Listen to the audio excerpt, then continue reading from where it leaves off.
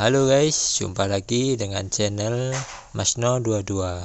Sebelum kita lanjut ke ceritanya, jangan lupa yang belum subscribe di subscribe, like, dan komen videonya ya. Terima kasih.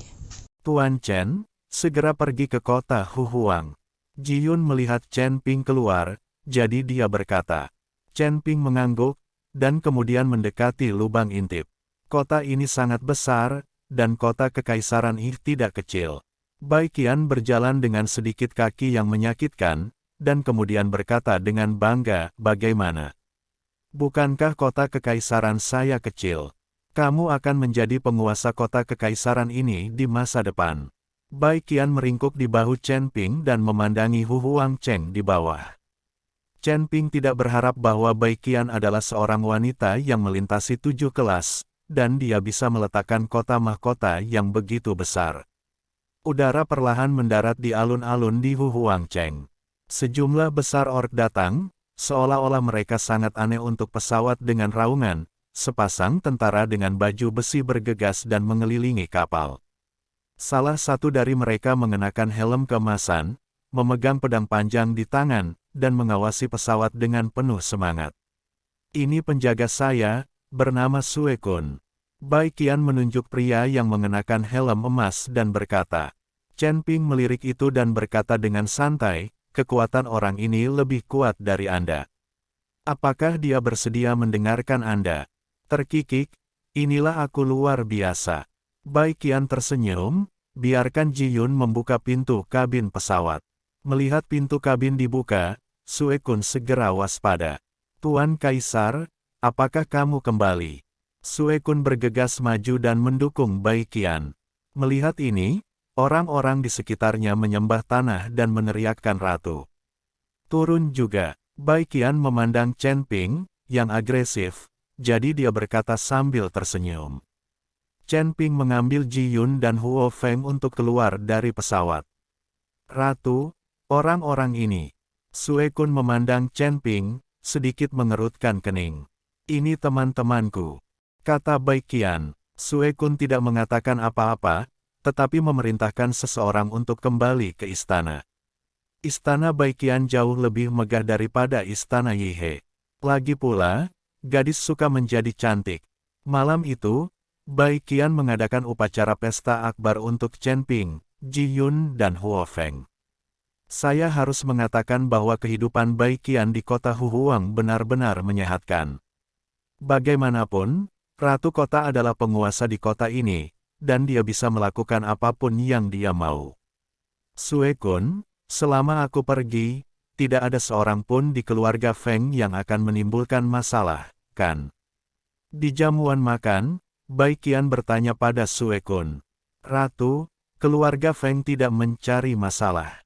Tampaknya keluarga Feng ada urusan akhir-akhir ini. Keluarga Feng sedang sibuk dengan masalah ini.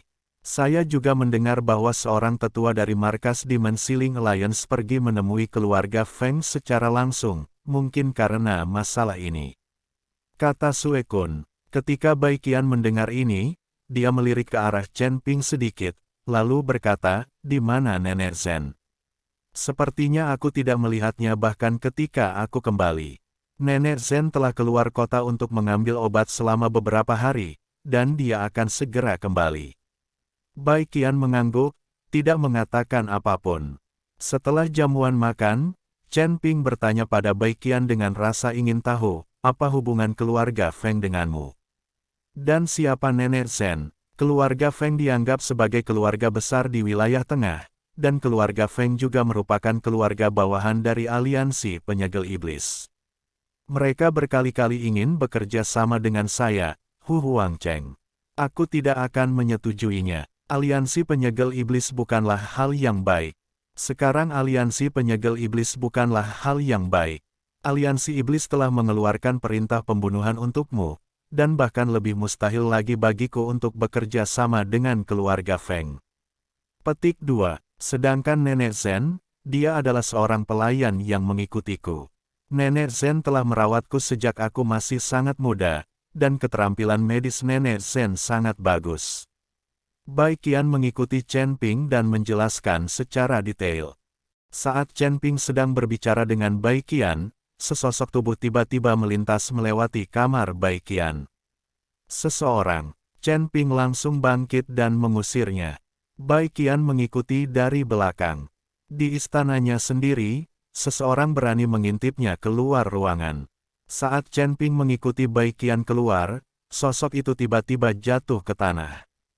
Ketika Chen Ping dan yang lainnya menyusul, mereka menemukan bahwa itu adalah seorang gadis. Tubuh gadis itu dipenuhi bekas luka dan dia jelas terluka parah. Xiao Kui, melihat gadis itu, Bai Qian langsung berseru. "Apakah kamu kenal dia?" Chen Ping bertanya. Ketika Chen Ping melihat ini, dia langsung menjemput gadis itu dan kembali ke kamar Bai Qian.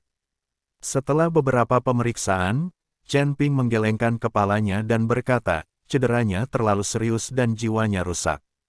Saya khawatir akan sulit menyelamatkannya. Bagaimana ini bisa terjadi? Siapa yang berani membunuh pelayan pribadiku?" Wajah Bai Qian dipenuhi amarah yang dalam. "Chen Ping, bisakah kamu membiarkan dia bangun? Saya ingin bertanya siapa yang memukulinya seperti ini. Biarkan aku mencobanya." Chen Ping mengangguk, dan kemudian ledakan kekuatan spiritual memasuki tubuh gadis itu. Chen Ping mengeluarkan pil peremajaan dari cincin penyimpanan dan dengan lembut memasukkannya ke dalam mulut gadis itu. Setelah beberapa saat, gadis itu perlahan membuka matanya. "Xiao Cui, siapa yang mengalahkanmu seperti ini?" Melihat ini, Bai Qian buru-buru bertanya.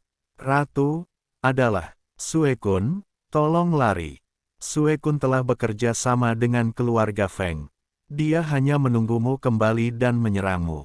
Aku mempertaruhkan nyawaku untuk memberitahumu, kamu harus segera pergi." Nenek Zen tidak pergi untuk mengambil obat, tetapi dikurung di penjara air. "Ratu, ayo pergi." Setelah gadis itu selesai berbicara, dia memiringkan kepalanya dan kehilangan nafas. Mendengarkan kata-kata gadis itu, Bai Qian diliputi keterkejutan dan kebingungan. Dia tidak mengerti, Sue Kun ini. Dia sebenarnya mengkhianati dirinya sendiri. Ketika Chen Ping melihat Bai Qian, dia tidak tahu bagaimana membujuknya. "Sebagai seorang ratu, kamu harus kuat. Tahukah Anda, ini adalah dunia surga dan manusia, di mana kekuatan adalah yang terpenting dan tidak ada aturan sama sekali. Ini bukan dunia sekuler. Di dunia sekuler, tanpa kemampuan nyata, Anda bisa menduduki posisi wali kota dan mengelola kota hanya dengan menyanjung orang lain. Betapapun cakapnya bawahannya, percuma saja, tidak ada yang berani memberontak. Karena dunia sekuler mempunyai peraturan yang kuat, dan peraturan ini harus dipatuhi oleh orang biasa. Namun di dunia manusia ini, tidak ada aturan. Semuanya berbicara sendiri. Sue Kun ini, aku ingin membunuhnya, aku harus membunuhnya." Terdengar dengusan dingin, lalu pintu dibuka. Saya melihat Sue Kun dan banyak penjaga langsung mengelilingi kamar Bai Qian. Melihat Sue Kun, mata Bai Qian penuh amarah. "Sue Kun, apakah kamu berani mengkhianatiku?" "Kenapa aku tidak berani? Sekarang keluarga Feng telah bernegosiasi denganku. Hu Huangcheng akan memberi kita berbagai sumber daya saat kita bergabung dengan Demon Ceiling Alliance. Kamu hanya berada di alam kesengsaraan tingkat ke-7. Apakah kamu masih ingin menguasai seluruh kota Hu Huang? Alasan mengapa saya bersedia mendengarkan Anda hanyalah karena saya ingin berlatih kultivasi ganda dengan Anda. Tidak masalah siapa yang mengelola Hu Huangcheng saat itu. Tetapi setelah bertahun-tahun, kamu bahkan tidak membiarkan aku memegang tanganmu. Aku sudah menemukan jawabannya. Kamu sama sekali tidak berniat untuk berlatih kultivasi ganda denganku, jadi sebaiknya aku melakukan yang sebaliknya. Sekarang saya telah mencapai alam kesengsaraan tingkat 9, seluruh kota Hu Huang mendengarkan saya. Jika Anda patuh, saya dapat memastikan bahwa Anda menikmati kemuliaan. Jika kamu tidak menurutiku, jangan salahkan aku karena bersikap kasar." Sue Kun tampak galak dan bangga. Bai Qian memandang Sue Kun seperti itu, dan ekspresinya menjadi semakin marah. Saat ini, Ji Yun dan Huo Feng juga bergegas dari kamar sebelah, tapi Sue Kun tidak takut. Lagi pula, tidak ada satupun dari orang-orang ini yang lebih kuat dari dia. Setelah mendengarkan kata-kata Sue Kun, Chen Ping memandang Bai Qian sambil tersenyum dan berkata, apakah ini caramu mengendalikan orang? Inikah yang kamu katakan kamu sangat ahli? Andalkan saja penampilanmu untuk mengesankan Kaisi. Lama-lama Kaisi akan mengerti bahwa jika kamu ingin membuat orang patuh, kamu tetap membutuhkan kekuatan. Bai Qian memelototi Chen Ping, lalu berkata dengan marah, kamu masih menertawakanku. Apakah kamu tidak marah karena seseorang ingin mempermainkan wanitamu? Apa yang perlu dimarahi? Ini membuktikan bahwa wanitaku cantik. Banyak orang yang memikirkan wanita di sekitarku, tapi sayang mereka semua sudah mati. Setelah Chen Ping selesai berbicara, dia melihat ke arah Sue Kun dan berkata, beraninya kamu menyentuh wanitaku bahkan jika kamu berada di alam kesengsaraan tingkat 9. Pangeran mertuamu. Petik 2. Apakah kamu tidak akan berlutut ketika melihat permaisurimu? Kata Chen Ping dengan ekspresi main-main. Bah, kamu hanyalah biksu tingkat 4 di alam kesengsaraan. Bagaimana bisa ratu jatuh cinta padamu? Jika kamu berani berbicara omong kosong, aku akan mengulitimu. Sue Kun sama sekali tidak percaya dengan apa yang dikatakan Chen Ping. Saat Chen Ping melihat Sue Kun tidak mempercayainya, dia langsung memeluk Bai Qian dan menciumnya, bahkan menaikkan dan menurunkan tangannya. Bai Qian tidak melawan atau menghindar sama sekali. Kali ini, Sue Kun sangat marah hingga dia menjadi sangat marah. Lepaskan kulitku. Apakah kamu memiliki kemampuan itu? Setelah Chen Ping selesai berbicara, sosoknya menghilang dalam sekejap. Sebelum Sue Kun sempat bereaksi, mulutnya ditampar dan diterbangkan keluar ruangan. Chen Ping dan yang lainnya juga keluar. Petik 2. Banyak penjaga di sekitar juga.